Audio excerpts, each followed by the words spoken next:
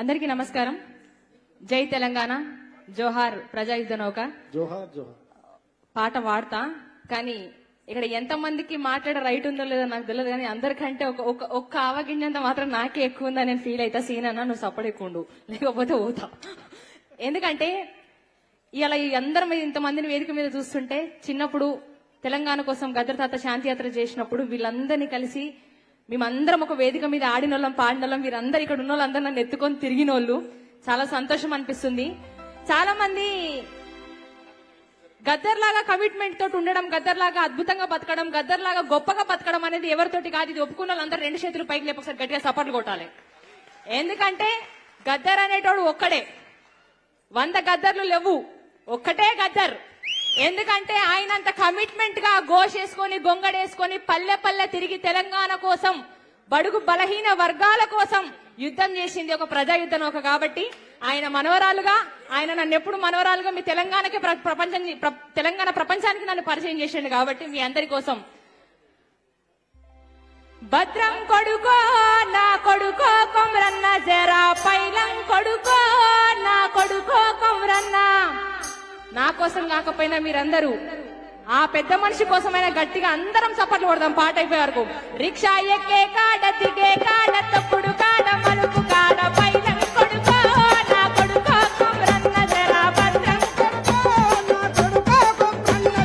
భద్రం కొడుకో నా కొడుకో కొమ్రన్న, జరా పైలం కొడుకో నా కొడుకో కొమ్రన్న.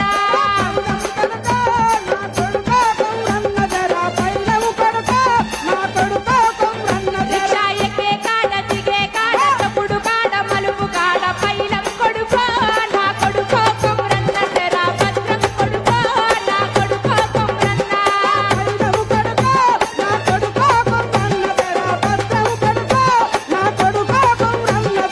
ఆయన ఎప్పుడు ఊహించి రాసుకున్నాడు, అమ్మ తెలంగాణ మా ఆకలి కేకల గానమా అని.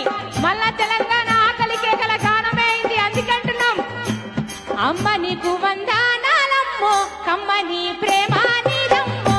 అమ్మ నీకు వందనాలమ్మో, అమ్మ నీకు వందనాలమ్మో, కమ్మ నీ ప్రేమ నీదమ్మో.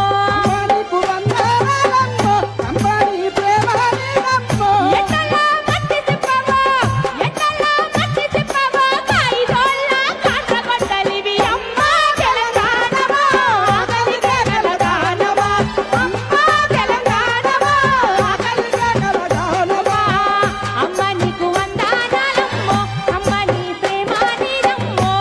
అమ్మ నీకు వందనాలమ్మో, అమ్మ